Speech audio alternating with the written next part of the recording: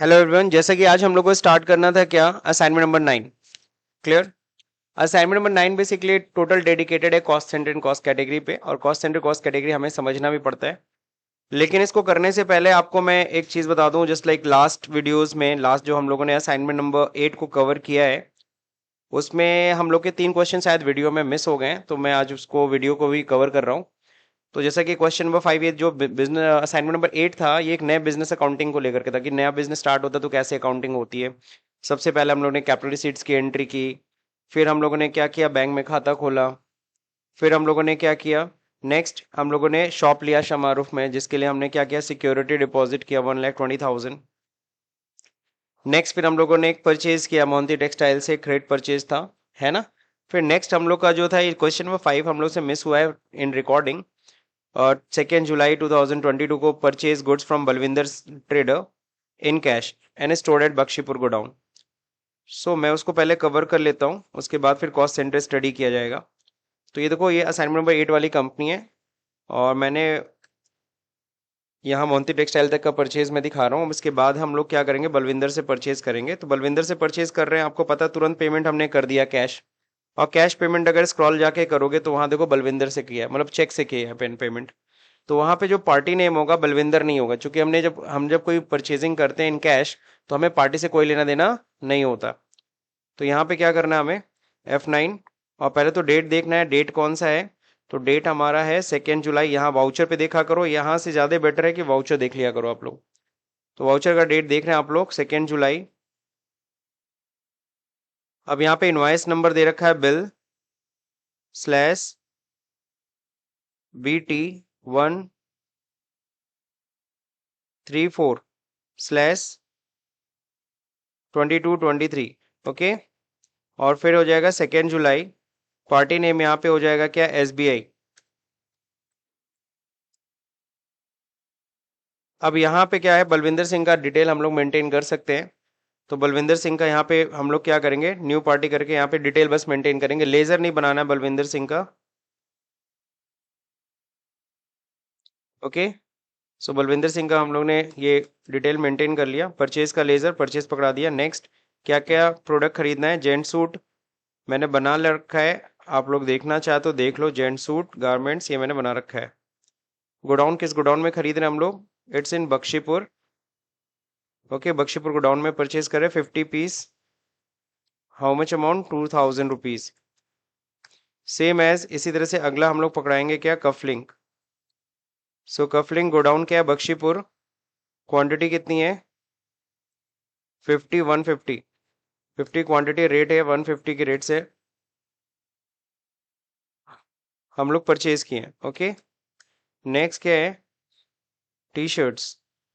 T shirts हम लोगों ने अगेन बख्शीपुर गोडाउन में 100, 500 की रेट से। तो ये टोटल स्टॉक हो गया। अब देखो यहाँ पे हम लोग क्या करेंगे, इसमें हम लोग को कैरेज भी ऐड करना है। तो कैरेज इनवर्ड, कैरेज इनवर्ड मतलब जब हम खरीदते समय जो भाड़ा देते हैं उसको कैरेज इनवर्ड कहते हैं। It's a direct expense. How much amount, 1,000 rupees. So total purchase आप मैच करा सकते हो, bill value 158,500 inter.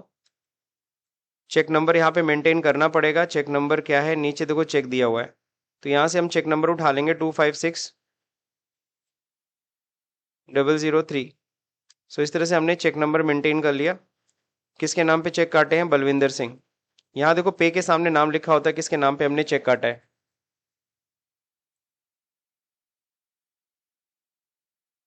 Balwinder Singh. Okay, trader है, Balwinder traders, being goods purchase. तो ये हम लोग ने लिख दिया, being goods purchase now completed.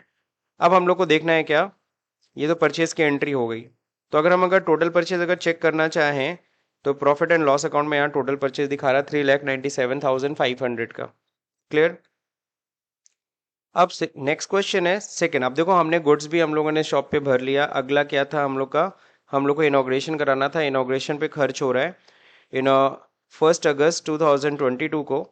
Expenses done on inauguration Vishal garments, and expenses details are as follow. Invitation card printing distribution पे 10,000, स्नैक्स टी पे 20,000, एडवर्टीजमेंट पब्लिशिंग पे फाइनली 20,000 रुपीज एक्सपेंड हुआ। टोटल मिला के 50,000 we have expend. Now spend करने के बाद अब देखो यहाँ पे इनॉग्रेशन एक्सपेंसेस आपको पता है पूरा का पूरा एक साल में नहीं दिखाते हैं, इसको हम बोलते हैं डेफर्ड रेवेन्यू एक्सपेंडिचर। आपने उन्हें पढ़े थे 3 तरह के एक्सपेंडिचर होते हैं, एक होता है कैपिटल एक्सपेंडिचर, दूसरा रेवेन्यू एक्सपेंडिचर, तीसरा डेफर्ड रेवेन्यू। कैपिटल एक्सपेंडिचर मतलब कोई खर्चा किए उसका फायदा तुम्हें कई सालों तक मिलता है, उसे हम लोग क्या बोलते हैं, capital expenditure. Like fixed assets खरीदते हो ना जब तुम, मशीन, फर्नीचर, बिल्डिंग, ये सब, तो इनका फायदा तुम्हें कई सालों तक मिलता है। सो these are capital expenditure. Revenue expenditure कोई खर्चा किया उसका फायदा सेम ईयर में मिल जाए, जैसे तुम रेंट देते हो महीने का फायदा उठा लिया, बिजली का बिल देते हो सेम मंथ में फायदा उठा लिया। So these are what, salary दिए, एम्प्लॉयज को वेजेस दिए, तो ये सब क्या होता है, सेम मंथ में हम फायदा या सेम पीरियड में हम उसका बेनिफिट उठा लेते हैं, उसको हम बोलते हैं revenue expenditure. Deferred revenue expenditure क्या होता है, ऐसे रेवेन्यू एक्सपेंडिचर जो है तो बिल्कुल रेवेन्यू नेचर का, बट उसका भी फायदा हमें कई सालों तक मिलने लगे, तो ऐसे रेवेन्यू एक्सपेंडिचर को डेफर्ड रेवेन्यू कहते हैं। तो ये जो इनॉग्रेशन एक्सपेंस है ना, ये डेफर्ड रेवेन्यू है। इसके लिए टैली के अंदर एक ग्रुप बना होता है, वो है मिसलेनियस एक्सपेंडिचर ब्रैकेट में एसेट, आपको उसमें डालना है। अब 50,000 रुपये का खर्चा है, मैं यहाँ पे एक्सेल पे दिखा देता हूँ आप लोग को बेसिकली होता कैसे है इसका।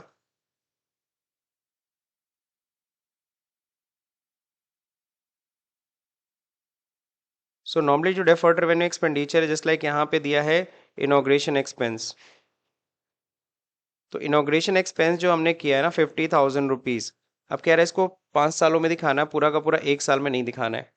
तो इसको जब तुम डिवाइड करोगे, डिवाइडेड बाई 5 ईयर, है ना, इसको 5 साल से अगर हम लोग क्या करेंगे, डिवाइड करेंगे 5 साल से, तो इसमें देखो टोटल खर्चा कितना आ रहा है। तो अगर हम इसको डिवाइड करेंगे तो हर साल का एक्सपेंस जो आएगा ना, divide by 5, 10,000 rupees.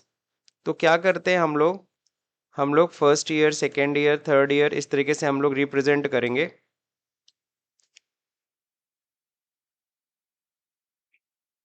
Fifth year, सबसे पहले बात करेंगे हम लोग प्रॉफिट एंड लॉस अकाउंट की। किसकी बात करेंगे, profit and loss account. Profit and loss account में हम लोग किधर दिखाएंगे, एक्सपेंस साइड में। और दूसरा नंबर क्या होता है, बैलेंस शीट। मैं बैलेंस शीट को BS लिख देता हूँ। बैलेंस शीट के किधर साइड, एसेट साइड। ठीक है, तो बैलेंस शीट के किधर, एसेट साइड की बात कर रहा हूं मैं। देखिए क्या करने वाले हम लोग, क्लियर। तो एक्सपेंस में कितना दिखाएंगे, पहले साल फर्स्ट ईयर हम लोग को एक्सपेंस में दिखाना है 10,000, हालांकि मैंने 50,000 रुपीज स्पेंड किया, बट हमें दिखाना कितना एक्सपेंस में, सिर्फ और सिर्फ 10,000। बाकी 40,000 उठा के किधर दिखा देना है हमें, एसेट साइड में, है ना। वो भी एसेट साइड में, किस हेड में, मिसलेनियस एक्सपेंडिचर ब्रैकेट में एसेट, वो डेफर्ड के लिए ही बना है। नेक्स्ट अगले साल फिर हम लोग क्या करेंगे, 10,000 रुपीज एक्सपेंस दिखाएंगे, फिर कितना रह जाएगा, जाहिर सी बात है इसमें से माइनस हो जाएगा। फिर नेक्स्ट, फिर कितना दिखाने वाले हैं, 10,000 रुपीज, फिर कितना हो जाएगा, जाहिर सी बात है, सॉरी, 30,000 में से माइनस हो जाएगा क्या, 10,000 रुपीज। फिर नेक्स्ट क्या है, अगले साल फिर 10,000 रुपीज एक्सपेंस में दिखाएंगे, फिर यहाँ कितना हो जाएगा, नेक्स्ट ईयर फिर 10,000 रुपीज दिखा देंगे, और यहाँ फाइनली हमारा डिफर्ड रेवेन्यू नील हो जाएगा, एसेट फाइनली नील। इसी को बोलते हैं क्या, डेफर्ड रेवेन्यू एक्सपेंडिचर, जिसको हम डेफर, डेफर मतलब बांटना। हमने खर्चा किया तो 50,000, इसको हमने डेफर कर दिया कितने सालों में, 5 सालों में हमने बांट दिया, पूरा खर्चा हम एक साल में नहीं दिखाएंगे। ठीक है, तो यही तरीका हम लोग को टैली पे अपना। अब टैली में क्या, अभी हम लोग एक ही साल का कर पाएंगे ना, बाकी साल का 5 साल की तो अकाउंटिंग करते नहीं हम लोग। 22-23 कर रहे हैं, तो फर्स्ट ईयर तो हमने 50,000 खर्च किया, so we need to show this one, 10,000 rupees expense में, और 40,000 मुझे मुझे किधर दिखाना है, एसेट साइड में। तो चलिए इसको करते कैसे हैं देख लेते हैं टैली के अंदर। एक्सपेंस, यहाँ पेमेंट में जाएंगे F5।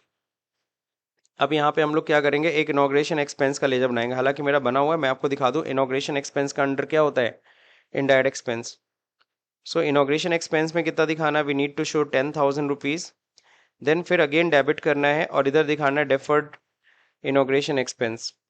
अब डेफर्ड इनॉग्रेशन एक्सपेंसेस जो है, अब इसका लेजर आप चेक कर लो, ये है मिसलेनियस एक्सपेंडिचर ब्रैकेट में एसेट, इसमें कितना दिखाएंगे, 40,000 रुपीज, और फिर फाइनली पेमेंट कुछ से हो रहा है, कैश से हो रहा है, जी हाँ, बीइंग इनॉग्रेशन एक्सपेंस पेड, है ना। If you want to maintain, अगर आप चाहते हो ये सब मेंटेन करना कि कितना कार्ड पे, प्रिंटिंग पे खर्च हुआ, कितना ये, these things you can do with the help of narration, narration में आप ये सब चीज़ें मेंशन कर सकते हो इफ़ यू वांट, अगर आप चाहते हो तो, ठीक है ना। या फिर कॉस्ट सेंटर क्लास, लेकिन कॉस्ट सेंटर अभी नहीं पढ़े हो तो नेक्स्ट चैप्टर हम लोग का, जैसा कि आज का चैप्टर वही था, तो उसमें हम लोग स्टडी करेंगे, ठीक। तो इतना करने के बाद फाइनली हमको क्या करना है, एंट्री को एक्सेप्ट करा लेना है, तो ये entry done. And last entry होती है स्टॉक को ट्रांसफर करना, सेकंड 7 नंबर, ये भी हम लोग से मिस हो गया था वीडियो में। सो 1 अगस्त 2022 को कह रहा all goods transfer for Bakhshipur godown to Golghar godown. तो गोलघर हमें पहले तो गोडाउन बना लेना है, मैंने बना रखा है तो मैं दिखा दे रहा हूँ आप लोग को। ये गोडाउन हमारा गोलघर अभी बन गया है। अब गोलघर गोडाउन में हमें सारा स्टॉक ट्रांसफर करना है। अगर आप सारा स्टॉक चेक करना चाहते हैं, डिस्प्ले में जाइए, इन्वेंट्री बुक्स में जाइए, यहाँ होता है गोडाउन्स। तो बख्शीपुर में देखो सारा स्टॉक पड़ा हुआ है। सारा स्टॉक किधर है, बख्शीपुर। आपको किधर भेज देना है, गोलघर में। अच्छा, सारा स्टॉक गोलघर में भेजना तो है, साथ ही साथ कह रहा है ना 1% फ्रेट भी ऐड करना है उस पर। क्या ऐड करना है, 1% फ्रेट भाड़ा भी ऐड हो जाना चाहिए। तो ये कैसे करना है, पहला नंबर स्टॉक ट्रांसफर करने के लिए स्टॉक जर्नल वाउचर होता है। कौन सा वाउचर होता है, स्टॉक जर्नल वाउचर। तो हम लोग अल्टर करेंगे, स्टॉक जर्नल में जाएंगे, वाउचर टाइप में, स्टॉक जर्नल में, एकदम लास्ट में होता है। अब यहाँ देखिए हमें क्या करना है, सेकेंड लास्ट ऑप्शन होता है track additional cost of purchase, इसको आपको ऑन करना है ना, क्योंकि कुछ एडिशनल कॉस्ट भी, स्टॉक को ट्रांसफर करते समय कुछ एडिशनल कॉस्ट भी आ रहा है जस्ट लाइक फ्रेट। इसको ऑन कर लीजिए, एक्सेप्ट कर लीजिए। एक्सेप्ट करने के बाद अब स्टॉक को ट्रांसफर करते हैं, Alt F7। डेट कौन सा है, किस डेट को हम लोग ट्रांसफर कर रहे हैं। अच्छा, इनॉग्रेशन एक्सपेंस की एंट्री मैंने गलत डेट में कर दी, एक बार सही कर देते हैं। इनॉग्रेशन एक्सपेंस की एंट्री जो थी वो किस दिन होनी थी, 1 अगस्त। कंट्रोल है, ये सही हो गया। अब आते हैं कहाँ पे, स्टॉक ट्रांसफर करने हैं 1 अगस्त को, Alt F7। सारे स्टॉक लाइन से आइटम जब ट्रांसफर किया करो, एक चीज़ मैं आपको बता दूं, मिस ना हो आपसे, तो बेटर विल बी कि अल्फ़ाबेटिकली करो। कैसे करो, अल्फ़ाबेटिकली। तो देखो सबसे पहले कफलिंग आ रहा, तो इसी को पहले ट्रांसफर करते हैं। बख्शीपुर गोडाउन से कितना पीस है, 50 पीस है, रेट अपने आप आ रहा है। फिर जेंट सूट है, बख्शीपुर 50, रेट अपने आप आ रहा है बिकॉज परचेज इससे पहले हुआ। अगर गलती से मैं 1 अगस्त को ना करके सपोज करो 1 अप्रैल को करता, तो क्या रेट आता, नहीं, क्योंकि परचेज ही हमने जुलाई में किया है। तो जुलाई से पहले अगर इसको ट्रांसफर करते हो तो रेट ऑटोमेटिक नहीं आता, तो डेट का भी ध्यान देना। जैकेट, सॉरी, जैकेट है 50 पीस। फिर इसके बाद शर्ट, अगेन बख्शीपुर, कितना पीस था, 300 piece. Tie, Bakhshipur 100 piece. Trouser, Bakhshipur 200 piece, 200 था ना। T shirt, Bakhshipur 100 piece. So ये अब सारा अब उठ करके किधर जा रहा है, एंटर करेंगे बख्शीपुर से उठ के। अब ये लाइन से सेम आइटम को हमें सेलेक्ट करना है। कफलिंग का आ गया, अब इस बार किस गोडाउन में आ रहा है, गोलघर में। तो ये गोडाउन कहाँ से, बख्शीपुर से उठ करके डेस्टिनेशन किधर आ जाएगा, गोलघर में आ जाएगा। Same quantity 50। अब जब टोटल पे जैसे एंटर करेंगे एक बॉक्स खुलेगा। ये क्यों खुल रहा है, क्योंकि आपने एडिशनल कॉस्ट को ऑन किया है ना। तो एडिशनल कॉस्ट को ऑन करने की वजह से ये बॉक्स खुल रहा है। अब यहाँ पे आपको दिखाना फ्रेट कितना परसेंट, 1%। तो ये 75 रुपये देखो भाड़ा जैसे इसमें ऐड हुआ 75 हो गया। और रेट में भी चेंजेस हो गया, कहाँ 150 का था, 151 रुपीज़ 50 पैसे का एक आइटम पड़ रहा है। सही है ना। तो कॉस्ट क्या हो गया, बढ़ गया। अगला जेंट सूट है, गोलघर, कितनी quantity, same 50 piece. Enter, freight कितना है, 1% ऐड करेंगे।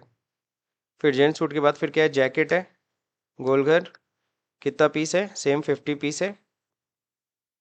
फ्रेट ऐड करेंगे 1%। नेक्स्ट जैकेट के बाद शर्ट, गोलघर, शर्ट कितना, 300 पीस। फ्रेट कितना, 1%। शर्ट के बाद tie, Golghar 100 piece. Freight add करेंगे 1%। टाई के बाद ट्राउज़र, गोलघर कितनी पीस थी आउट ट्राउजर की? 200 पीस। फ्रेट कितना? 1%। लास्ट है T shirts, Golghar 100 piece, freight 1%। तो इस तरीके से हमने पूरा ट्रांसफर कर दिया। अब यहाँ देखो टोटल, इस साइड जो दिखा रहा है टोटल अमाउंट विदाउट फ्रेट है, इस साइड का टोटल विद फ्रेट है। तो हमें बस इन दोनों का डिफरेंस निकालना है, आपको ना भाड़ा पता चल जाएगा। तो कंट्रोल एन करके मैं कैलकुलेटर यूज़ करता हूँ। 401475 में से माइनस करेंगे 397500, तो 3975 रुपीज़ फ्रेट आ गया, भाड़ा आ गया। तो यहाँ पे हम लोग नरेशन लिख देंगे, बीइंग गुड्स ट्रांसफर्ड, है ना, गुड्स ट्रांसफर हो गया। अब क्या करेंगे, 1 अगस्त को आपको पता है भाड़े का पेमेंट भी करना है, बिकॉज अगर आप profit and loss account check करो तो यहाँ देखो फ्रेट कहीं दिख रहा है? नहीं। तो फ्रेट तब तक नहीं दिखे जब तक आप पेमेंट नहीं करोगे। You need make the payment, so आपको पेमेंट करना पड़ेगा। सो F5 सेम डेट में फ्रेट अमाउंट नहीं क्लियर है बिकॉज नीचे ऑलरेडी रिड्यूस करके देख चुके। 3975 rupees is the freight. So cash payment कर दीजिए। पेड, ओके, पेमेंट हो गया। अब इस पे जो प्रॉफिट एंड लॉस अकाउंट जो दिख रहा था ना, वो कितना आ रहा था? 13,000 का लॉस दिख रहा है ना। और बैलेंस शीट अगर चेक करोगे तो बैलेंस शीट का टोटल ये आ रहा था, ये करने पे। ठीक, बस ये 3 क्वेश्चन हम लोग के मिसिंग थे। बाकी यहाँ से आपको वीडियो में मिल जाएगा। ये 3 क्वेश्चन मिस हो गया था लास्ट वीडियो में, सो मैंने इसको कवर कर लिया। तो मेरे ख्याल से ये समझ में आ गया सब लोगों को। चलिए, तो जैसे कि आज का जो टॉपिक था, अब हम लोग आज के टॉपिक पे आते हैं। आज का टॉपिक है बेसिकली असाइनमेंट नंबर 9। क्या है? Assignment number 9। सो असाइनमेंट नंबर 9 में बेसिकली हम लोग को cost centre and cost category पढ़ना है। यही हम लोग का मेन टॉपिक है। ठीक, तो what is cost centre and cost category, पहले इसको देख लेते हैं। और यहाँ पे देखो दे रखा है ना, क्वेश्चन नंबर 3 से cost centre and cost category है। तो कॉस्ट सेंटर का मतलब क्या होता है, पहले इसको समझते हैं। To allocate revenue and non revenue item we use cost centre. Is that clear? तो रेवेन्यू और नॉन रेवेन्यू आइटम को एलोकेट करने के लिए, एलोकेट मतलब दिखाने के लिए, दर्शाने के लिए, हम लोग किसका यूज करते हैं? हम लोग कॉस्ट सेंटर का यूज करते हैं। नाम ही पता चल रहा है, कॉस्ट और सेंटर। सेंटर मतलब केंद्र, कॉस्ट मतलब लागत। जिस जगह पे भी आपकी लागत आती है उसी को कॉस्ट सेंटर कहते हैं। क्लियर? जैसे एक छोटा सा एग्जांपल अगर हम लोग लें, है ना, यहाँ पे एक और लाइन अच्छा लिखा हुआ है, to calculate the cost we use cost centre. किसी भी चीज की कॉस्ट को कैलकुलेट करने के लिए हम कॉस्ट सेंटर का यूज करते हैं। जैसे कि फॉर एग्जांपल, जब आपके पेरेंट्स आपको पढ़ने के लिए कहीं भेजते हैं, तो अगर उन्हें देखना है कि टोटल कॉस्ट कितनी आ रही है, तो वो देखेंगे कॉस्ट सेंटर। कॉस्ट सेंटर क्या है? पहला कॉस्ट सेंटर, तुम जिस स्कूल में पढ़ोगे उसको स्किल की कॉस्ट कितनी आ रही है, तो जो तुम्हारा स्कूल है वो कॉस्ट सेंटर है, वहाँ खर्चा हो रहा है, सही है ना, वहाँ लागत आ रही है। फिर इसके बाद तुम कहीं रूम पे रह रहे होगे तो उसकी कॉस्ट आएगी, तो उसकी लागत क्या होती है, बात समझी कि नहीं है? फिर इसके बाद तुम्हारा हर दिन का खर्चा होगा खाना पीने का, वो भी क्या है? एक लागत है। तो तुम भी उनके लिए कॉस्ट सेंटर हो। तुम तो हो ही, तुम्हारा स्कूल भी कॉस्ट सेंटर हुआ, तुम्हारा जो घर है जहाँ पे तुम रूम पे रह रहे हो वो भी तुम्हारा क्या है? Cost centre. कॉस्ट सेंटर मतलब जहाँ पे तुम्हारी लागत आ रही है। बहुत सिंपल वे में और समझ सकते हो, तुम्हारे लिए कॉस्ट सेंटर क्या है? तुम्हारे पास एक बाइक है तो वो भी तुम्हारे लिए कॉस्ट सेंटर है, क्योंकि उसके ऊपर भी तुम्हारा खर्च हो रहा है। तुम्हारे पास मोबाइल फ़ोन है, वो भी तुम्हारा क्या है? कॉस्ट सेंटर है, क्योंकि वहाँ पे भी तुम्हारा लागत आ रहा है। अगर तुमको देखना है तुम्हारे महीने का टोटल खर्चा क्या है, तो तुम क्या करोगे? तुम अपने बाइक का खर्चा, तुम अपने मोबाइल का खर्चा, तुम अपने रूम का खर्चा, तुम अपने स्कूल का खर्चा, सब इन सबको ऐड करो, तब तुम्हें टोटल कॉस्ट पता चलेगी। Are you getting my point? तो व्हाट इज कॉस्ट सेंटर? यहाँ पे लिखा भी है, to calculate cost we use cost centre, है ना। जैसे एक एग्जांपल, अब प्रैक्टिकल एग्जांपल कंपनी के पॉइंट ऑफ व्यू से बात करते हैं। सपोज एक शुगर फैक्ट्री है। कौन सी फैक्ट्री है? Sugar factory. अब शुगर फैक्ट्री में चीनी बनता है, जाहिर सी बात है। तो शुगर की कॉस्ट कितनी आ रही है? 25 रुपीज़। ये कैसे पता चला? तो ये पता चलता है जस्ट लाइक शुगर केन। जैसे फॉर एग्जांपल शुगर केन से जूस निकाला जाता है, पहला प्रोसेस जरा देखो क्या होता है। तो नॉर्मली 4 प्रोसेसेस होते हैं ना। First process is sugar cane to juice. जब हम लोग क्या करते हैं, शुगर केन से क्या करा रहे हैं, हम जूस निकाल रहे हैं। गन्ने से जब जूस निकालते हैं, पहला प्रोसेस वो होता है। उस प्रोसेस में कुछ ना कुछ कॉस्ट आती है। सपोज कितनी कॉस्ट आ रही है? 8 रुपीज़। फिर जूस से मोलासेस तैयार होता है, जूस से मोलासेस तैयार करने में कितना लग गया, 5 रुपये खर्चा हो गया। फिर मोलासेस से क्रिस्टलाइजेशन हो रहा है, उसमें कितना खर्चा आ गया, 9 रुपीज़ आ गई। फिर क्रिस्टलाइजेशन से फाइनली शुगर तैयार होता है, तो ये कितना हो गया, इस पे लग गया सपोज 3 रुपीज़ कॉस्ट आ गई। क्लियर। तो ये फाइनली जो टोटल, अब इन सभी को टोटल कर लो, टोटल कितना रुपए आ रहा है, 25 rupees, it is the total cost. So total cost कैसे पता चला तुम्हें, जब तुमने अलग अलग प्रोसेस की कॉस्ट देखी, समझ गए कि नहीं समझ गए, तब तुम्हें टोटल कॉस्ट पता चला। ठीक, तो इसी को हम लोग कहते हैं क्या, ये सब क्या है, ये process 1, process 2, process 3, process 4, these all process called cost centre, क्योंकि हर प्रोसेस को करने में कॉस्ट उठ रही है, लागत आ रही है। सही है। अब कॉस्ट सेंटर होते कितने तरह के हैं, एक होता है पर्सनल कॉस्ट सेंटर, एक होता है इम्पर्सनल कॉस्ट सेंटर। एक क्या होता है, पर्सनल कॉस्ट सेंटर, एक क्या होता है, impersonal cost centre. When cost incurred on a person, जब कॉस्ट किसके ऊपर उठती है, किसी व्यक्ति के ऊपर, किसी व्यक्ति के ऊपर, तो उसे हम क्या कहते हैं, पर्सनल कॉस्ट सेंटर। जैसे मेरा बिजनेस है, मेरे सेल्समैन लोग हैं, तो मेरे सेल्समैन घूमते हैं मार्केट में और वो सामान मेरा बेचते हैं, तो सेल्समैन के ऊपर मेरा खर्चा होता है, सेल्समैन को मेरे को पेमेंट करना पड़ता है। तो जो सेल्समैन के ऊपर मेरी जो लागत आ रही है ना, उसको हम क्या बोलेंगे, पर्सनल कॉस्ट सेंटर। या फिर मेरे लेबर है, हम दिन भर काम करा रहे हैं, तो आपको पता है जब तुम अब कहीं कंस्ट्रक्शन कराते हो तो ईंटे का खर्चा आता है, सीमेंट का खर्चा आता है, बालू का खर्चा आता है, ये पर्सनल कॉस्ट सेंटर नहीं है। लेकिन उस ईंटे सीमेंट बालू को यूज करके वो मकान तुम्हारा बनाता कौन है, लेबर मिस्त्री। तो लेबर और मिस्त्री के ऊपर भी तो खर्चा आ रहा है, वो खर्चा क्या है, वो है पर्सनल कॉस्ट सेंटर। जब तुम कॉस्ट को किसके ऊपर चेक करते हो, पर्सन के ऊपर, तो वो क्या हो गया, पर्सनल कॉस्ट सेंटर। क्लियर।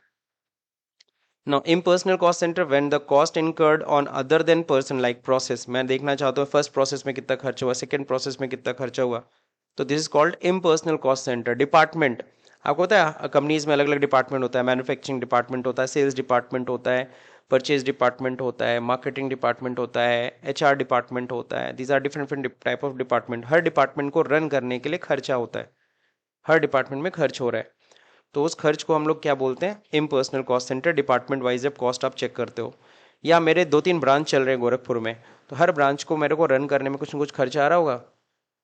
तुमने 4 दुकान खोली है, हर दुकान को चलाने में कुछ ना कुछ कॉस्ट आ रही होगी, सही है। तो जो कॉस्ट आ रही होगी, वो दुकान तुम्हारे लिए है क्या, वो शॉप तुम्हारे लिए है क्या, कॉस्ट सेंटर। वो अलग बात है कि उसी दुकान से सेल भी होता है, इनकम भी आती है, लेकिन हम लोग किस पॉइंट ऑफ व्यू से अभी डिस्कस कर रहे हैं कि वहां पे कितना खर्चा हो रहा है। ठीक है, तो अभी हम लोग को कॉस्ट पे फोकस करना है। अभी अभी एक लाइन पढ़े हो तुम, allocate, to allocate revenue and non revenue item. Revenue और नॉन रेवेन्यू आइटम को दिखाने के लिए हम लोग क्या यूज करते हैं, कॉस्ट सेंटर का यूज करते हैं, सही है। अब यहाँ पे ये सबसे इंपॉर्टेंट हो जाता है समझना कि what is revenue item and what is non revenue item. So when we discuss revenue item, तो रेवेन्यू आइटम हम किसे कहेंगे, रेवेन्यू आइटम का मतलब होता है जो भी आप अकाउंट पीएल अकाउंट में दिखाते हो। पीएल में आप क्या दिखाते हो, पीएनएल में, पीएनएल में आप दिखाते हो एक्सपेंस एंड इनकम। क्या दिखाते हो, expense and income. So expense and income को क्या बोलते हैं हम लोग, revenue item. Now non revenue item किसे कहते हैं, item shown in balance sheet like liability and assets. तो लाइबिलिटी एंड एसेट्स के आइटम को हम लोग क्या कहते हैं, हम लोग नॉन रेवेन्यू आइटम कहते हैं। क्लियर। अब बताओ कॉस्ट हम किसको देते हैं, एक्सपेंस को कि इनकम को। कॉस्ट मतलब हम किससे मतलब रख रहे हैं, एक्सपेंस है कि इनकम से, एक्सपेंस है, बिल्कुल सही। और अगर हम यहाँ पे देखें लाइबिलिटी और एसेट, यहाँ पे भी कॉस्ट क्या है, एसेट, सही है। तो एग्जैक्टली इन्हीं लोग को डिसाइड, इन्हीं लोग को हम लोग को क्या करना पड़ता है, एलोकेट करना पड़ता है। खर्चा हो रहा है तो कहाँ हो रहा है, हम फर्नीचर खरीदे तो कहाँ के लिए खरीद रहे हैं, किस ब्रांच के लिए खरीद रहे हैं, सही है। चलिए, तो कॉस्ट कैटेगरी अब हम बात करें, रेवेन्यू नॉन रेवेन्यू समझ में आया। रेवेन्यू आइटम मतलब एक्सपेंस इनकम पीएल अकाउंट की बात कर रहे हैं, नॉन रेवेन्यू आइटम मतलब बैलेंस शीट के आइटम्स की बात कर रहे हैं।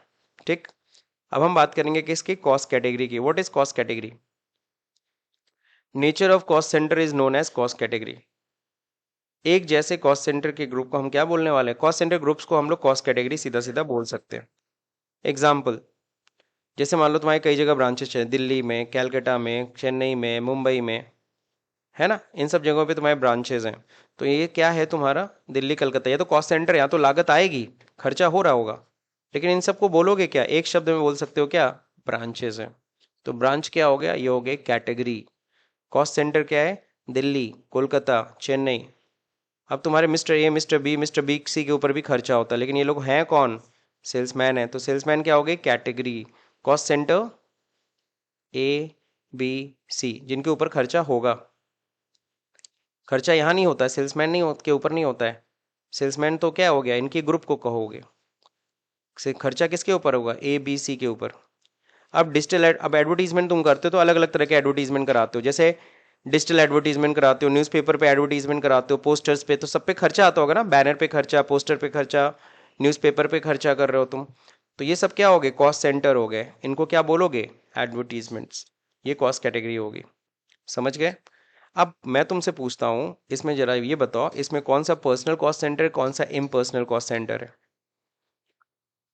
तो जाहिर सी बात है, सेल्समैन तुम्हारा क्या हो गए, पर्सनल कॉस्ट सेंटर, और ये क्या है ब्रांचेस, इम्पर्सनल कॉस्ट सेंटर। ये सब क्या हो गया, इम्पर्सनल कॉस्ट सेंटर।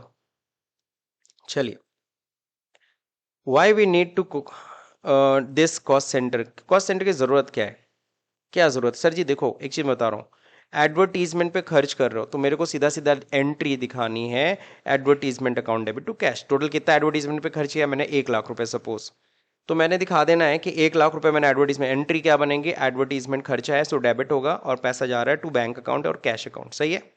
बस इतनी एंट्री से मेरा अकाउंट का जो काम है वो हो गया।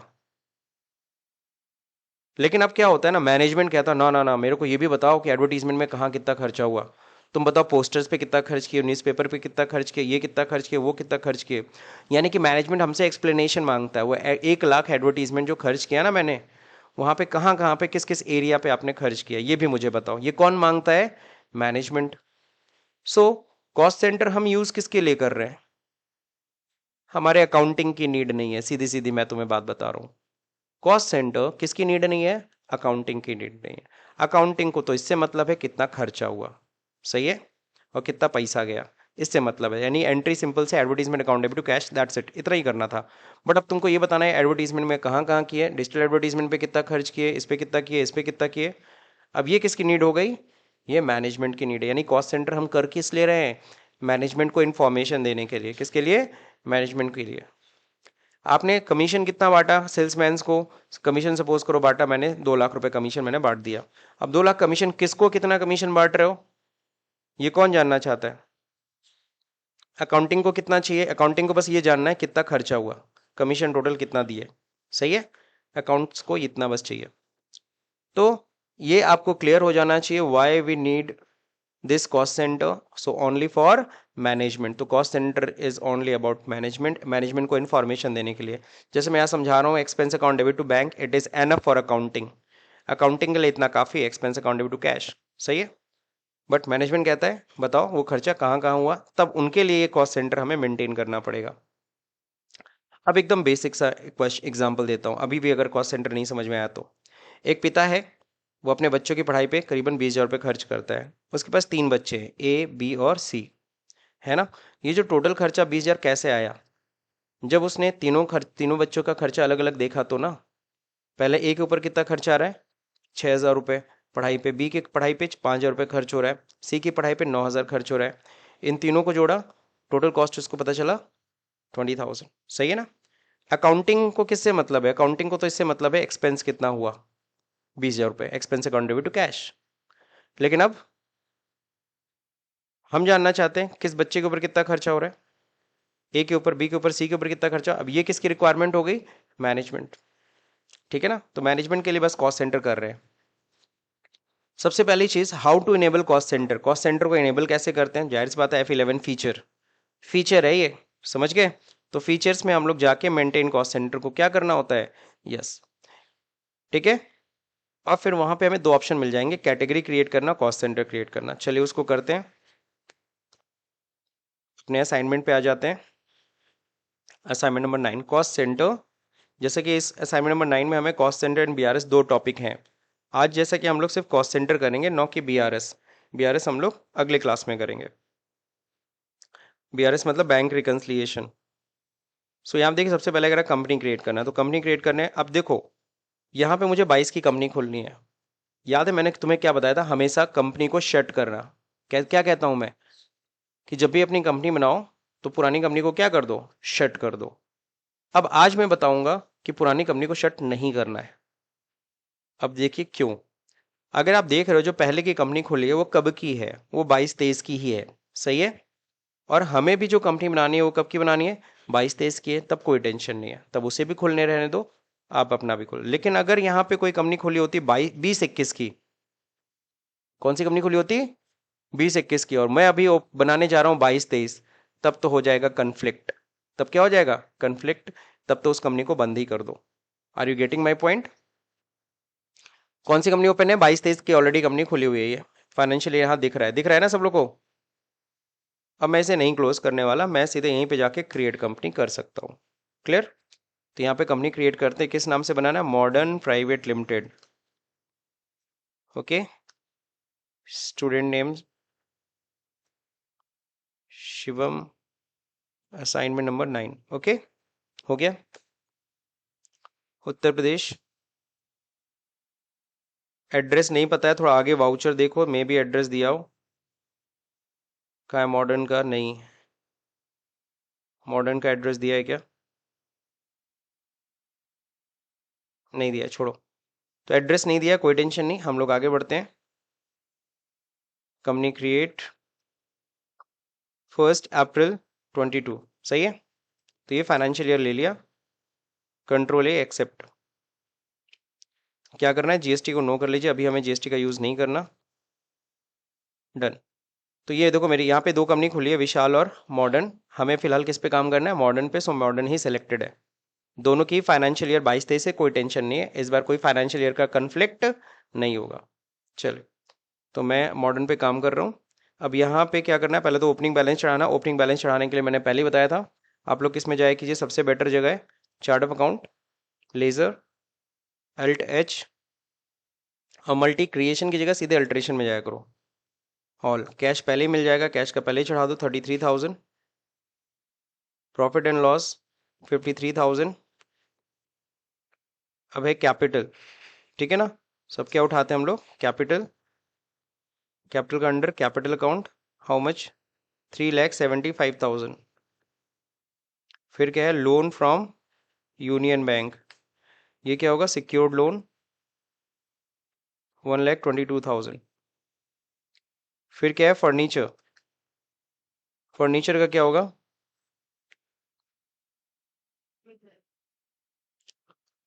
फर्नीचर होगा फिक्स्ड एसेट्स, ठीक है ना। फर्नीचर 3,26,000, सही है। नेक्स्ट क्या है, HDFC bank. HDFC bank under क्या होगा, बैंक अकाउंट 1,91,000, हो गया, डन, एक्सेप्ट। अब जाके सबसे पहला काम किया करो, बैलेंस शीट चेक कर लिया करो। क्या चेक कर लिया करो, बैलेंस शीट, टिक। तो मेरे ख्याल से यहाँ पे सब लोग को दिख रहा होगा, टोटल इक्वल है। सेकेंड क्वेश्चन कह रहा 1 अप्रैल को transfer 2,500 rupees to petty cash. सवाल होता है सर पेटी कैश होता क्या है, तो आप लोग को ये पता होना चाहिए पेटी कैश होता क्या है। छोटे मोटे खर्चे को करने के लिए जो छोटा सा कैश हम लोग बनाते हैं उसी को हम लोग क्या कहते हैं, पेटी कैश। छोटे मोटे खर्चे को बियर करने के लिए जो छोटा सा कैश क्रिएट करते हैं उसी को हम क्या कहते हैं। चलो इसका एक एग्जाम्पल समझो, जैसे कि फॉर एग्जाम्पल हमारा ऑफिस है, ठीक है ना। अब क्या है, हम सारा पैसा अपना तिजोरी में रखते हैं, किस में रखते हैं, तिजोरी में, सेफ के अंदर हम रखते हैं। अब क्या होता है, सपोज करो स्वीपर आया, झाड़ू लगाया, उसको चाहिए कितना, 40 रुपए या 30 रुपए। अब वो क्या करेगा, सेफ में चाबी लगाएगा, ऐसे पूरा अपना स्टाइल से पूरा खोलेगा, उसमें से 30 रुपए निकालेगा, फिर देगा। तो ये अच्छा लग रहा है। फिर चाय आ गई, सपोज करो 20 रुपए की, फिर वही तिजोरी खोल के उसमें से दे रहा है, अच्छा लग रहा है, नहीं। सो मैं क्या करता हूँ, बार बार तिजोरी खोलना ना पड़े, मैं क्या करता हूँ, मैं 500 रुपये उठा करके कैशियर को दे देता हूँ कि ये जो छोटे मोटे खर्चे हुआ करें, आप इसी कैश से इसको मेंटेन, इसी कैश से आप लोग खर्च किया करो, बार बार तिजोरी खोलने की जरूरत नहीं है। और ये जब 500 रुपये पूरा खर्च हो जाए तो मुझे डिटेल बता देना कहाँ कहाँ कितना खर्च हुआ है, फिर मैं तुम्हें फिर से फ्रेश कैश 500 रुपये दे दूंगा। क्लियर हुआ, समझ में आया कि नहीं आया। तो ये होता है पेटी कैश, ठीक। तो मोस्ट ऑफ द कंपनीज में ये यूज होता है। सवाल उठता है सर छोटा मोटा खर्चे का मतलब क्या, तो चलिए छोटे मोटे खर्चे का मतलब भी समझ लेते हैं। छोटे मोटे खर्चे का मतलब जैसे मैंने बोला 50 रुपए तक का बिल आएगा, तो कितने रुपए तक का, अगर कोई भी खर्चा हुआ 50 रुपए तक का बिल आता है तो तुम पेटी कैश से पेमेंट करना।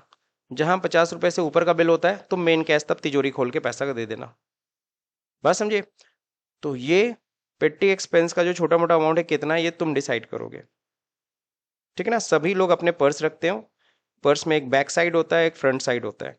बैक साइड में हम लोग मेन कैश रखते हैं, फ्रंट साइड में हम लोग खुले पैसे रखते हैं। सही है? दैट खुले पैसे इज कॉल्ड पेटी कैश फॉर यू। तो जब थोड़ा मोड़ा कोई पेमेंट करना होता है 10-5 रुपए तो आप आगे से पेमेंट कर देते हो, सही है ना? लेकिन जहां तुमको पेमेंट करना होता है बड़े, तब तुम पीछे से कैश निकालते हो। Is that clear? तो ये तुम डिसाइड करोगे कि वो छोटा मोटा खर्चा कितना है। तो पेटी कैश में हम लोग कितना पैसे ट्रांसफर कर रहे हैं?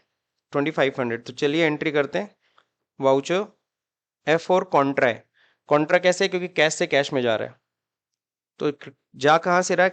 कैश से। कैश में मेरे पास 33,000 है, इसमें से 2,500 में निकाल दिया। देखो पैसा घट गया ना। अब ये कहाँ जा रहा है? पेटी कैश में। पेटी कैश का लेजर नहीं बनाया तो यहीं पे क्रिएट कर लेंगे। पेटी कैश अंडर क्या होता है? Cash in hand. तो देखिए पेटी कैश में अब 2,500 आ गए, यानी कि मैंने कैशियर को कितना पैसा दिया है? 2,500 छोटे मोटे खर्चों के लिए। Being cash transferred. ठीक है? तो हमने पैसे क्या कर दिए? ट्रांसफर कर दिया। 2,500 पेटी कैश में आ गए। चाहे तो इसको बैलेंस शीट में तुम देख लो। पेटी कैश कहाँ दिखता है? यहीं कैश इन हैंड में। नहीं दिख रहा है ना? इंटर करो, अब दिखेगा। क्लियर? तो पेटी कैश में 2,500 आ गया। अब क्या करना है? अब कह रहा द पेटी cashier mister ramen has given the following detail of पेटी expenses of April month on 1 मई 2000। पूरे अप्रैल मंथ में उसने खर्च किया। पूरे अप्रैल मंथ में उसने क्या किया? उस 2,500 में से थोड़ा थोड़ा करके खर्चा करता चला गया। और उसका डिटेल मुझे कब दे रहा है? 1 मई को। नॉर्मली मंथ एंड में देना चाहिए 30 अप्रैल को, बट 30 अप्रैल हमको पता है हम लोग एजुकेशनल मोड में स्टडी कर रहे हैं, 30 अप्रैल को हम एंट्री नहीं कर सकते, सो हम लोग 1 मई को कर रहे हैं। तो अब क्या है? 1 मई को उसने पूरा डिटेल मुझे दिया कि टोटल कितना पेटी एक्सपेंस हुआ है ना। तो ये देखो डिटेल है। उसने इस तरह से ट्रांजेक्शन बताया, जैसे प्रिंटिंग पेपर पे 350 खर्च हो गए पूरे महीने भर में, पोस्टल स्टैम्प पे 70 रुपये, पेन पेंसिल करीबन आई है 100 रुपये की पूरे महीने भर में। ट्रेवलिंग एक्सपेंस आने जाने का जो खर्चा हुआ है थोड़ा मोड़ा, है ना, वो सब कितना? 600 रुपये। स्टेपलर एंड पिन के ऊपर कितना खर्च हो गया? 150 रुपये। एम्प्लॉय रिफ्रेशमेंट के ऊपर 500 रुपये। चाय स्नैक्स कभी आया उसका कितना? 255 रुपये। और क्लीनिंग सफाई के ऊपर कितना खर्च हो गया मेरा? 150 रुपये। तो पूरे महीने का उसने पेमेंट दिखा दिया कि सर इतना खर्च हुआ है। क्लियर?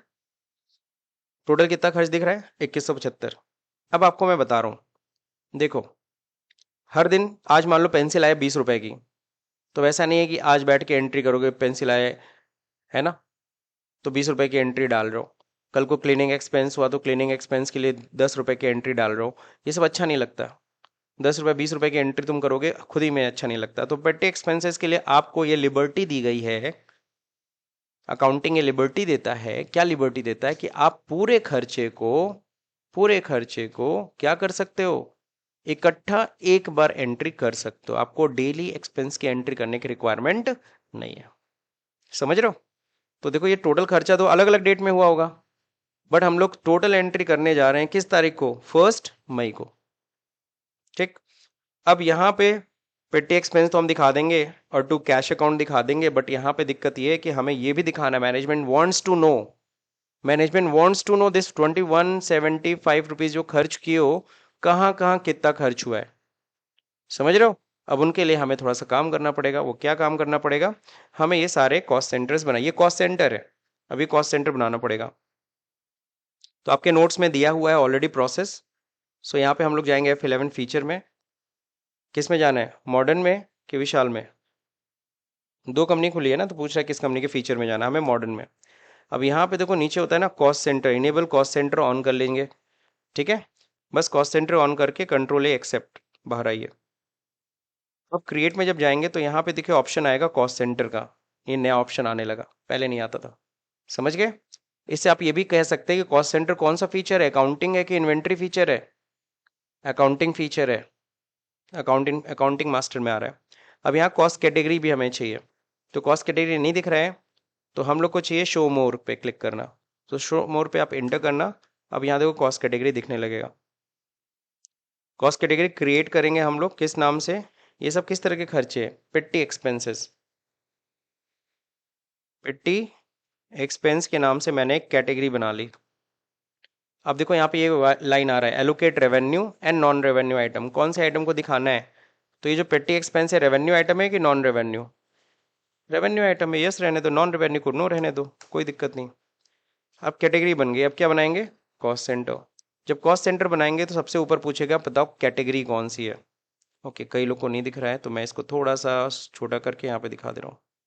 अब दिख रहा है? तो अब यहाँ पे देखो पूछ रहा है कैटेगरी कौन सी है, तो कैटेगरी मैंने सेलेक्ट कर देना है, पेटी एक्सपेंसेस। नेम किस नाम से हम बनाएंगे कॉस्ट सेंटर? पहला कॉस्ट सेंटर बनने वाला है प्रिंटिंग पेपर। अंडर क्या रहेगा? प्राइमरी। समझ गए? अगला क्या होगा? Postal stamp, under primary. Pen pencil, तो ध्यान रहे ऊपर कैटेगरी में वही पेटी एक्सपेंस रहना चाहिए। Pen pencil under primary. Travelling expense, तो इस तरह से हम लोग कॉस्ट सारे कॉस्ट सेंटर बना रहे हैं।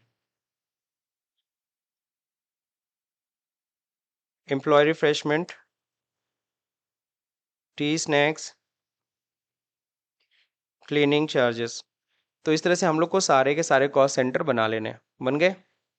कॉस्ट सेंटर सारे बन गए। अब हम लोग क्या करेंगे? बाहर आएंगे। अब हमें ये एंट्री करनी है, तो चलिए ये एंट्री करने जाते हैं। इसके लिए हमें एक लेज़र और फिर लेज़र भी चाहिए होगा। किस नाम से? पेटी एक्सपेंस। तो चलते हैं लेज़र बनाने, सीधे एंट्री करते समय बना लेंगे F5 पेमेंट, है ना? यही लेज़र बना लेना, अल्ट सी से ज़्यादा अच्छा रहता है। तो यहाँ पे पेटी एक्सपेंस बना है क्या? नहीं।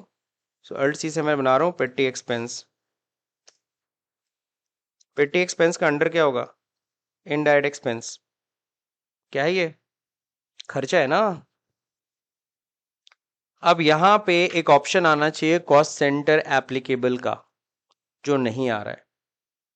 और नहीं आ रहा है इसका मतलब दिक्कत है। कॉस्ट सेंटर एप्लीकेबल की लाइन आनी चाहिए, नहीं आ रहा, दिक्कत है। इसका मतलब वो बाय डिफॉल्ट वो सारे लेजर्स में क्या करते रहेगा? कॉस्ट सेंटर को इनेबल कर देगा, जबकि ऐसा होना नहीं चाहिए। जहाँ पे मुझे कॉस्ट सेंटर एलोकेट करना है वहीं पे मुझे यस रखना है।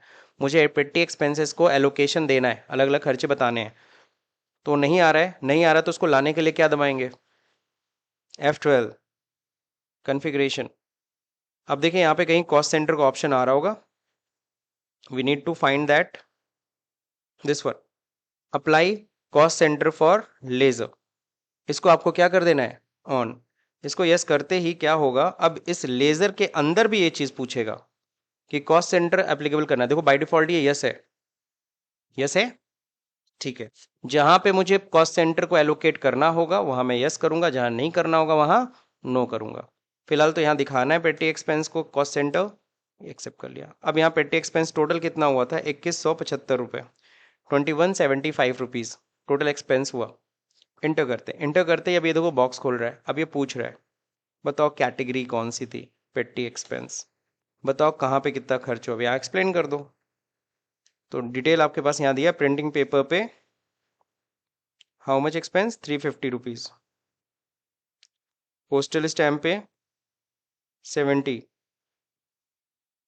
पेन पेंसिल पे 100, ट्रेवलिंग पे 600, स्टेपलर पिन पे 150, एम्प्लॉय रिफ्रेशमेंट पे 500, टी स्नैक्स पे 255, एम्प्लॉय रिफ्रेशमेंट पे 500 था ना, टी स्नैक्स पे 150, क्लीनिंग चार्जेस पे 150। ओके, टोटल ये 2175 का हिसाब हो गया, है ना? कहाँ कहाँ कितना खर्च हुआ। और फिर फाइनली यहाँ पे पेमेंट किससे जा रहा है? कैश से कि पेटी कैश से? पेटी कैश से पेमेंट जाएगा, कैश से नहीं। बीइंग पेटी एक्सपेंस पेड। तो देखो छोटे छोटे खर्चों की हर दिन एंट्री नहीं करते, सबको इकट्ठा नोट करके एक टाइम सीधे मंथ एंड में एंट्री कर दो, ठीक है ना? ये आपको आज़ादी दी गई है अकाउंटिंग में, वरना आप पढ़ते हो कि जिस खर्चा जिस दिन हुआ उसी दिन रिकॉर्ड करते हैं, सही है? लेकिन पेटी एक्सपेंस के लिए ये लिबर्टी आपको मिलती है। अब जाते हैं प्रॉफिट एंड लॉस अकाउंट में, यहाँ देखते हैं तो पेटी एक्सपेंस कितना दिख रहा है 2175। लेकिन सवाल तो तुम्हें कॉस्ट सेंटर रिपोर्ट देखना, कहाँ पे कितना खर्चा है, मैनेजमेंट को रिपोर्ट देनी है। तो मैनेजमेंट को रिपोर्ट देखने के लिए तुम जाओगे डिस्प्ले में, फिर यहाँ होता है आपको पता है अकाउंटिंग फीचर है ना वो, तो यहाँ पे होगा स्टेटमेंट ऑफ अकाउंट्स, इसमें जाएंगे। फिर यहाँ क्या मिल जाएगा कॉस्ट सेंटर। कैटेगरी समरी देखनी है, जी हाँ आ गया। अब इसी का आपको क्या करना है, कंट्रोल पी से प्रिंट देना है और अपने मैनेजमेंट को पकड़ा देना है कि सर कहाँ पे कितना खर्चा देख लीजिए। समझ में आया कि नहीं आया? तो इस तरीके से हम लोग टोटल खर्चे को इस तरह से एक्सप्लेन कर सकते हैं। तो समझ में आया कॉस्ट सेंटर का यूज़, खर्चे को एलोकेट करने के लिए, कहाँ पे कितना खर्चा है बताना है तो कॉस्ट सेंटर का यूज़ करना है। ठीक। अब कह रहा है क्या, 1 मई को अगेन ट्रांसफर 21, आपको पता है पेटी कैश में से 2175 रुपये निकल गए हैं, वापस उसको 2500 करना है, तो वापस उसमें फिर से पैसे ट्रांसफर करने पड़ेंगे। कितने? तो इन्होंने क्या किया, 2175 रुपये फिर से पेटी कैश में ट्रांसफर कर दिया। तो एंट्री कहाँ होगी जल्दी बताओ, कॉन्ट्रा मोड में। कैश जा रहा है अगेन 2175 रुपीज़, पेटी कैश में देखो फिर से आ गया कितना। अब यहाँ पे वापस बैलेंस देखो कितना हो गया, मेंटेन हो गया 2500 बीइंग कैश ट्रांसफर्ड।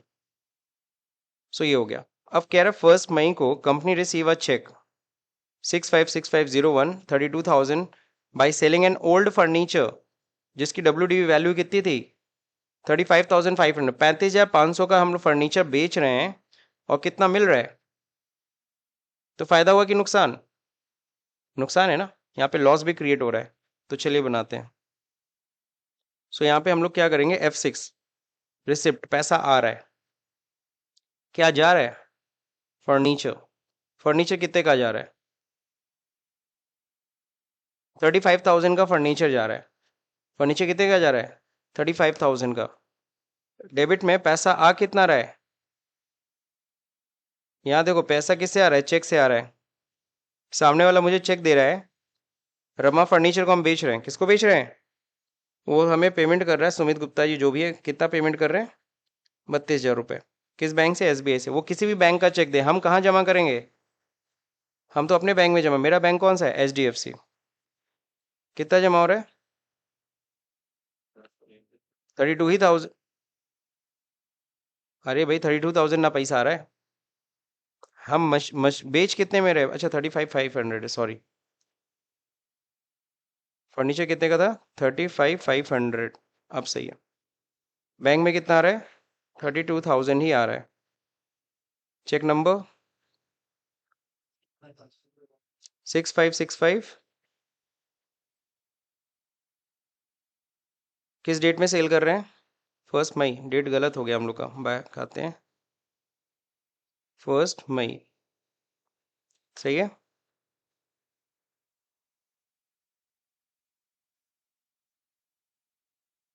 सही है, यहाँ पे भी 1 मई करना पड़ जाएगा। अब यहाँ पे बैंक नेम किस बैंक से आया है, SBI बैंक। किससे मिला है,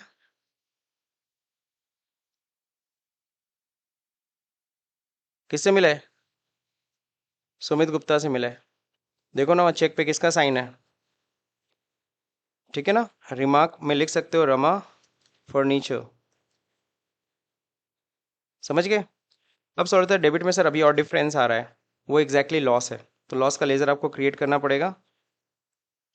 loss on sale of furniture, या loss on sale of furniture मत लिखो, loss on sale of asset लिख दो। ये हमारे लिए क्या है, इनडायरेक्ट एक्सपेंस है। अब बताओ यहाँ कॉस्ट सेंटर ऑन रखना है क्या, कॉस्ट सेंटर एलोकेट करना है क्या, नहीं करना है ना, तो यहाँ पे नो कर देना। इसीलिए मैं कह रहा था ये ऑप्शन आपको लाना पड़ेगा, वरना यहाँ पे कॉस्ट सेंटर मांगने लगेगा, परेशान हो जाओगे। बीइंग ओल्ड फर्नीचर सोल्ड, तो हमने पुराना फर्नीचर क्या कर दिया, बेच दिया। इसमें किसी कोई दिक्कत? अब चलिए, ये तो हो गया सर सेल की एंट्री। अब एक चीज़ मैं बता दूं, अभी पेटी एक्सपेंस वाली एंट्री का डेट मैंने गलत कर दिया, सो उसको ठीक कर लेते हैं। पेटी एक्सपेंस का एंट्री किस दिन करना था 1 मई को, वो मैंने ठीक कर लिया। ठीक कहाँ से करते हैं सबको पता है ना, डे बुक में जा करके वहां से हम लोग अल्टर कर लेंगे। अगला, यहाँ तक तो हो गया सर। वो कह रहा है यहाँ पे 6, क्वेश्चन नंबर 6, 2 मई 2022 को paid commission 8800 rupees by cash, commission payment करना है। Company has allocate this expenses, जैसे मेरा एक सेल को करने में कम 3 बंदे लगे रहते हैं, नहीं समझे, एक सेल करने के लिए 3 बंदे लगे होते हैं। तो 3 बंदे कौन कौन, mister Anil, mister Salman, mister Pradeep, तीनों मिल करके मेरा एक सेल करते हैं। तो मैं जो कमीशन बांटता हूँ, कमीशन भी देता हूँ, इन तीनों में बांटता हूँ। सबसे ज़्यादा एफर्ट लगता है मिस्टर अनिल का, तो उसको 45% कमीशन का पोर्शन चला जाए। उसके बाद सलमान को 30%, इसके बाद प्रदीप को 25% जाता है। समझ गए? कमीशन टोटल सेल्स पे कितना दे रहे हैं हम लोग, 8800 रुपीज़। ठीक, हम चाहते हैं जैसे ही हम 8800 रुपीज़ कमीशन दिखाएं, अपने आप ये परसेंटेज के हिसाब से बांट ले। किसमें किसमें, इन तीनों सेल्समैन में। तो सबसे पहले तो आप कॉस्ट सेंटर कॉस्ट कैटेगरी बना लीजिए। कॉस्ट कैटेगरी किस नाम से बनेगा, और कॉस्ट सेंटर किस नाम से, 3 नाम है, मिस्टर अनिल, मिस्टर सलमान और मिस्टर प्रदीप। चलिए पहले ये काम कर लेते हैं। क्रिएट कॉस्ट कैटेगरी, सेल्समैन बन जाएगा। अब बताओ कौन सा आइटम को डिफाइन करने जा रहे हो, कमीशन क्या है हमारे लिए, खर्चे दिखाने जा रहे हो ना। तो कमीशन रेवेन्यू आइटम है कि नॉन रेवेन्यू, रेवेन्यू आइटम है बस। अब हम आएंगे कॉस्ट सेंटर क्रिएट करेंगे, ऊपर चेंज कर लीजिएगा कैटेगरी, भूलिएगा मत। कैटेगरी में क्या आना चाहिए, salesman, mister Anil, under primary, mister Salman under primary, mister Pradeep under primary. That's it, हो गया, तीनों बन गए सेल्समैन। बाहर आते हैं, अब जाते हैं सिंपल सा पेमेंट करने कमीशन का। डेट पहले देख लेते हैं, डेट क्या है, 2 मई। अल्ट सी, यहाँ पे लेजर बनाते हैं, कमीशन ऑन सेल्स अगर बनाना है तो बना लीजिए, कमीशन ऑन, ये हमारे लिए क्या है, इनडायरेक्ट एक्सपेंस है, बेचने में जो खर्च होता है उसको इनडायरेक्ट एक्सपेंस कहते हैं। अब यहाँ पे कॉस्ट सेंटर बताओ एप्लीकेबल करना है कि नहीं करना है, कॉस्ट सेंटर दिखाना है कि नहीं दिखाना है, दिखाना है। तो यहाँ पे यस करोगे, एक्सेप्ट करोगे। लेकिन इस तरीके से आपको नहीं दिखाना है, क्योंकि देखो इस तरीके से अगर दिखाऊंगा ना यहाँ पे 8800, तो बिल्कुल आप यहाँ पे सेल्समैन करके यहाँ पे एक एक की वैल्यू दिखाओगे, सही है। लेकिन परसेंटेज वाइज तो नहीं ना बटेगा, हम चाहते परसेंटेज पहले से सेट हो, हम अमाउंट डालें अपने आप ये बढ़ जाए।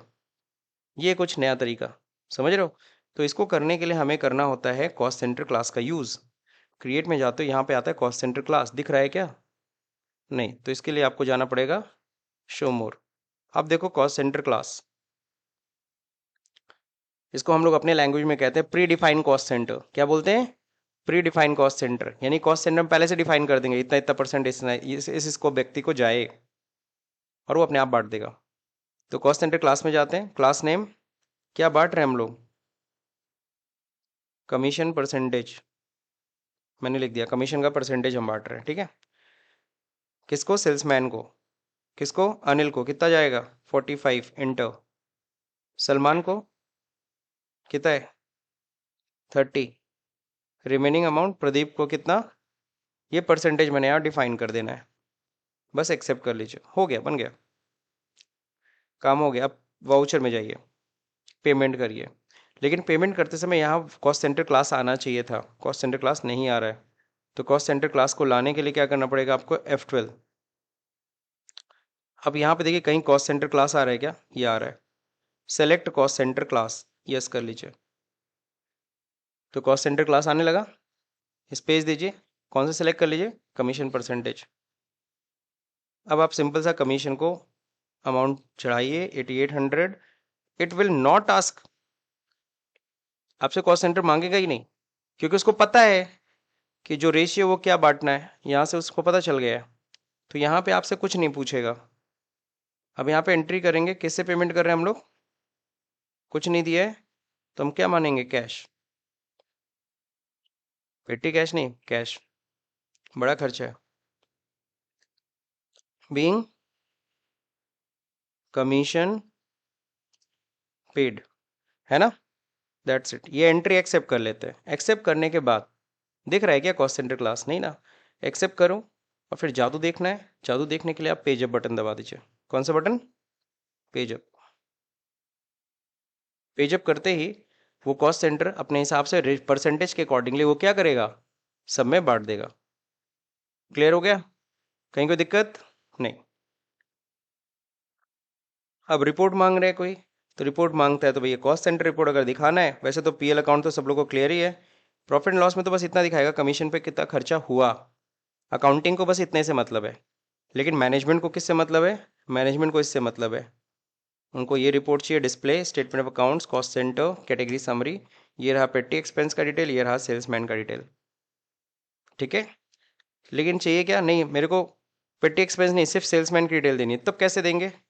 तब जाओगे क्या, यहाँ पे लेजर ब्रेकअप में, किस में जाओगे? तुमको कौन सा खर्चा दिखाना है? सिर्फ कमीशन लो, ये प्रिंट ओवर कर लो। तुमको क्या एक प्रिंट करना है? पेटी एक्सपेंस का, सिर्फ पेटी एक्सपेंस प्रिंट कर लो। क्लियर है सबको? कहीं कोई दिक्कत नहीं? तो ये रहा आपका क्वेश्चन नंबर 6। क्वेश्चन नंबर 7 क्या है? Purchase furniture for office use, furniture खरीद रहा है। याद है इससे पहले भी एक बार एसेट खरीदा था मैंने, सीधे पेमेंट में करा दिया था। लेकिन अब आप चूंकि परचेज सेल्स पढ़ चुके हो पिछले असाइनमेंट में, तो अब आप एसेट परचेज की एंट्री परचेज में, पहले एसेट परचेज की एंट्री पुराने वर्जन की बात करें, ईआरपी यूआरपी की बात करें, तो उस टाइम पे परचेज एसेट की एंट्री हम परचेज वाउचर में नहीं कर सकते थे। परचेज वाउचर में सिर्फ और सिर्फ गुड्स परचेज की एंट्री होती थी। किसकी एंट्री? Goods purchase. ठीक है।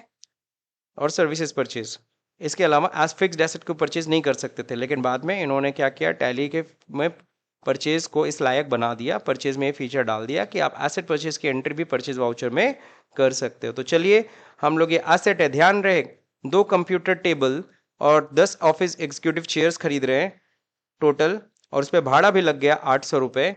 टोटल फर्नीचर कितने का खरीद रहे हैं? 16,000। ध्यान रखना, ये बैठ के आइटम मत बनाने लगना, कंप्यूटर टेबल, एग्जीक्यूटिव चेयर, ये सब बनाने की जरूरत नहीं है। क्यों? क्योंकि ये हमारा एसेट है, और इसको एसेट को किस नाम से दिखाएंगे? सीधे दिखाएंगे फर्नीचर। किस नाम से दिखाएंगे? और उसका बनेगा लेजर। और टोटल वैल्यू कितना दिखाएंगे? सीधे 16,000। हमें इस भाड़े को दिखाने की जरूरत नहीं है, क्योंकि आपको पता है कैपिटल एक्सपेंडिचर है, कोई एसेट को खरीद के लाते हैं उन सब का जो भाड़ा वाड़ा सब उसमें जोड़ लो। जैसे मैंने एसी खरीदी, तो एसी का कॉस्ट, उसको लाने का कॉस्ट, इसको इंस्टॉलेशन कराने का कॉस्ट, सब जोड़ दो, टोटल एसी इतने की पड़ी। समझ गए? उसी तरीके से यहाँ पे फर्नीचर खरीद रहे हैं। तो चलिए हम परचेज के में जा रहे हैं, एंट्री करने F9। अब यहाँ पे हम लोग को दिखाना है क्या? एसेट परचेज करना है। अभी तक हम आइटम इनवाइस करते थे, इस बार आइटम नहीं है ये, तो कंट्रोल H करके मोड चेंज करेंगे, इसको हम चेंज करेंगे अकाउंटिंग इनवाइस में। किस में करेंगे? अब यहाँ पे बिल नंबर मांग रहा है, इनवाइस नंबर यहाँ दिया है RF/201/2223। डेट कौन सा है? 2 मई। पार्टी नेम कौन है? रमा फर्नीचर से खरीद रहे हैं। किससे खरीद रहे हैं? रमा फर्नीचर। मॉडर्न तो हमारा नाम है भाई, हमारी कंपनी का नाम मॉडर्न है।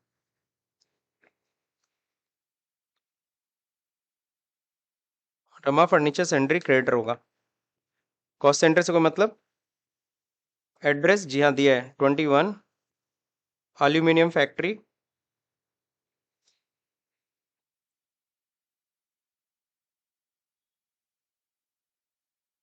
फैक्ट्री हड़वा फाटक,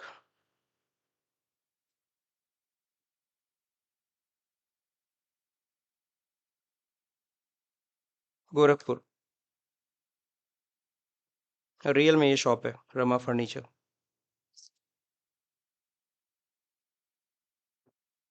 बस पिन कोड कुछ गड़बड़ है, जाने दीजिए। डन, और तो कुछ है नहीं, कंप्लीट। ये सब भरना नहीं है डिटेल। रमा फर्नीचर जी हाँ। अब यहाँ कॉस्ट सेंटर से नहीं है कोई मतलब है। यहाँ पे क्या करेंगे, फर्नीचर ऑलरेडी बना हुआ है, लेजर बनाने की जरूरत नहीं है। कितने का फर्नीचर खरीद रहे हैं? 16,000। सही है।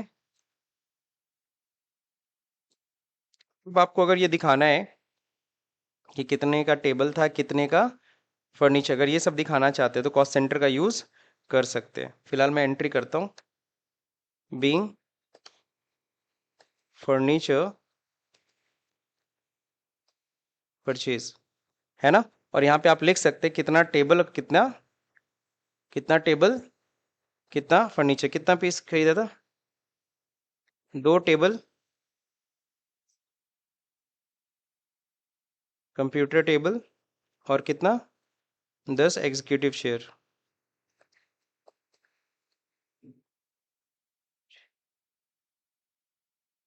ठीक है ना। ये आप लोग नरेशन में मेंटेन कर सकते हो। लेकिन सर एक बार सर मेरे को वो तरीका बता दीजिए, अगर हमें इसमें फर्नीचर में दिखाना होता कॉस्ट सेंटर तो कैसे करते। तो ये बस एडिशनल मैं आपको बता दे रहा हूँ, बुक में कोई रिक्वायरमेंट नहीं है, लेकिन मैं अलग से मैं दिखा दे रहा हूँ आपको। क्रिएट करोगे कॉस्ट कैटेगरी, किस नाम से,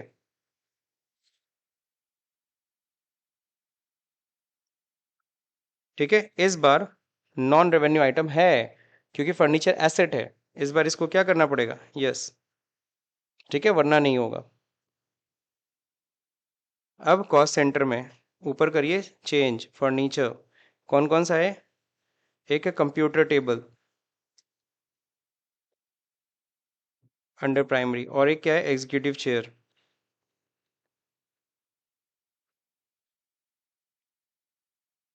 अगर आप ये करना चाहते तो, है ना। अब वापस आते हैं, एंट्री तो मैंने एक्सेप्ट कर ली है, तो एंट्री जो मैंने एक्सेप्ट की है वो कहाँ पहुंच गया, परचेज डे बुक के अंदर, डे बुक के अंदर जाइए।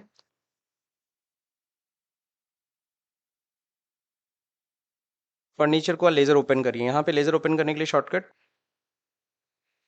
कंट्रोल एंटर, और यहाँ कॉस्ट सेंटर को क्या कर देंगे, यस, कंट्रोल ए एक्सेप्ट। अब एंटर करिए।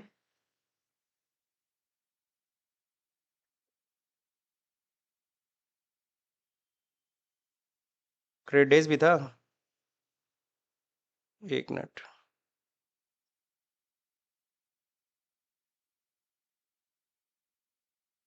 नहीं यहाँ नो ही रहेगा, हम लोग का मेन खर्चे पे यानी कि फर्नीचर के एसेट पे ऑन होना चाहिए।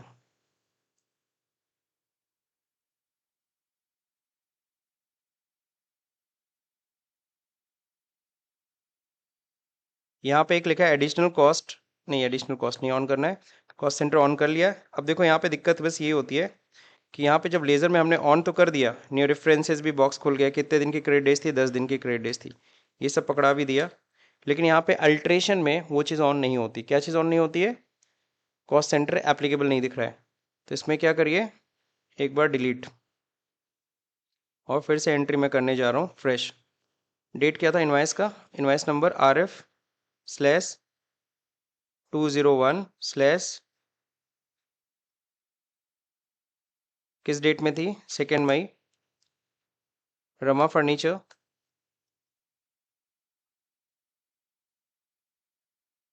फर्नीचर, अमाउंट कितना था टोटल, 16,000, नहीं खुल रहा है।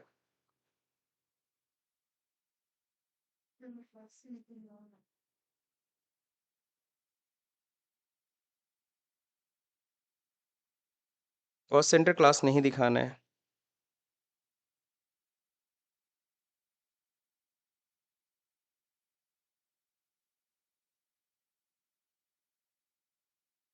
फिलहाल ये करते हैं। बीइंग क्या था, फर्नीचर, परचेज, कितना टेबल था जल्दी बताओ, 2 टेबल थी, 2 computer table and 10 executive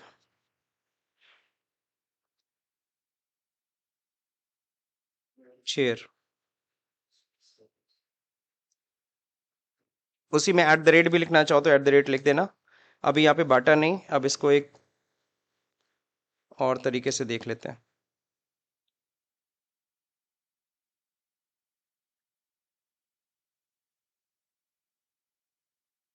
clear, यहाँ खुल रहा है, इनवाइस में नहीं खुलेगा। क्लियर है, यानी कि कॉस्ट सेंटर अगर बांटना था तो उसे हम लोग डायरेक्टली किस में करते हैं, इनवाइस में ना करके किस में करते हैं, पेमेंट में। जैसे मैं वही यहाँ पे एक बार करके दिखाता हूँ, फर्नीचर कितने का खरीदे हो, 16,000, 16,000, यहाँ देखो बॉक्स खुल रहा है। तब यहाँ एक्सप्लेन कर सकते हो फर्नीचर, इसमें कंप्यूटर टेबल कितने का था, कंप्यूटर टेबल कितने का था, 3,200, सही है। टोटल वैल्यू, रेट नहीं। और फिर एग्जीक्यूटिव शेयर कितने का? एग्जैक्टली वो है 12,000 का, सही है। अब सॉल्व करते सर बाकी का डिफरेंस अमाउंट कहाँ जाएगा? कैरेज वाला, बस समझे। तो यहाँ पे चलो बना लेते हैं। फर्नीचर पे क्या लगा? कैरेज के नाम से बना लो, कोई इशू नहीं है। कैरेज कितना लग गया? 800 रुपये। तो इस तरीके से तुम यहाँ पे एक्सप्लेन करके दिखा सकते हो, लेकिन मैं एंट्रीज को एक्सेप्ट नहीं करूंगा क्योंकि ऑलरेडी हम लोग ने एंट्री कर रखी है। तो कहने का मतलब फर्नीचर परचेज की एंट्री हमने किस में की? परचेज वाउचर में किया। और जब परचेज वाउचर में किया तो वहां पे आपको कॉस्ट सेंटर एलोकेट करने नहीं देगा। अगर आपको कॉस्ट सेंटर एलोकेट करना है तो परचेज इनवाइस में ना जाकर के आप उस एंट्री को किस में करेंगे? पेमेंट एंट्री में। और आप लोगों ने याद होगा एसेट परचेज की एंट्री आप सीधे पेमेंट में भी करें क्योंकि एसेट आ रहा है और पैसा जा रहा है। लेकिन अगर उसको परचेज वाउचर में करना चाहते हैं, आपने दोनों सीख लिया है कि एसेट परचेज की एंट्री हम पेमेंट मोड में भी कर सकते हैं, एसेट परचेज की एंट्री हम परचेज वाउचर में भी कर सकते हैं। ओके। और कॉस्ट सेंटर कहाँ दिखेगा? परचेज वाउचर में दिखेगा क्या? परचेज वाउचर में हम कॉस्ट सेंटर एलोकेट नहीं कर पाएंगे। कॉस्ट सेंटर एलोकेट करना है तो पेमेंट मोड में जाना होगा। किस मोड में जाना होगा? ये सब लोगों को क्लियर? तो ये करके बस देख लीजिएगा, स्केप कर देता हूं मैं। तो ये एक डन है यहाँ तक। 8वां क्वेश्चन आप लोग का टास्क है। It is your duty to allocate this revenue item. यहाँ कॉस्ट सेंटर दिया है, अपना दिमाग लगाइएगा, है ना। और बाकी ये है नेक्स्ट नेक्स्ट क्लास में हम लोग देखेंगे BRS। This is the BRS part. तो क्वेश्चन नंबर 7 तक आप लोग को ड्यूटी है, इसे कंप्लीट करिए। नेक्स्ट क्लास में आगे के क्वेश्चंस पढ़ेंगे।